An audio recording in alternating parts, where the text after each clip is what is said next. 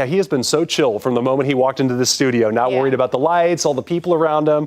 And he'd really be good for, I mean, really anybody, families with kids, pretty much anybody that wants to take him home. Yeah, so Flash has lived with children basically from the time he was born. We do know that Flash has lived basically with the same family his whole life. Unfortunately, they needed to surrender him to our care. But so now we're looking for a new home for him, and we know he'll do great with children. We don't think he'll do so good with dogs, and he's definitely not a fan of cats. Okay, definitely good to know there. Yeah. So if folks want to take him home, what should they do? Well, they should bring treats, because that'll get them to pay attention. That always gets the job done, right? Yeah, but come to the shelter. We are welcoming of people walking in anytime that we are open from noon to 6 p.m. daily.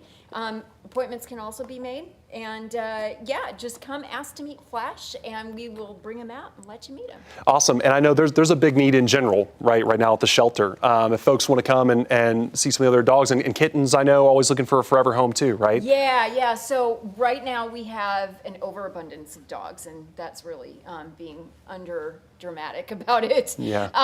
And so we really need fosters for our medium to large adult dogs. Really 30 pounds and more is what we're looking for.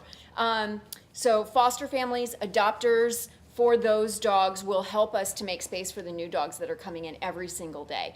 Also, yes, it is kitten season. So we've got tons of kittens who need a foster home so that they can grow up nice and healthy and ready to be adopted into new loving homes. Yeah, and I'm so glad you mentioned fostering, because, you know, adopting may not be in the cards for everybody, but that's such an easy way to help out. Yes.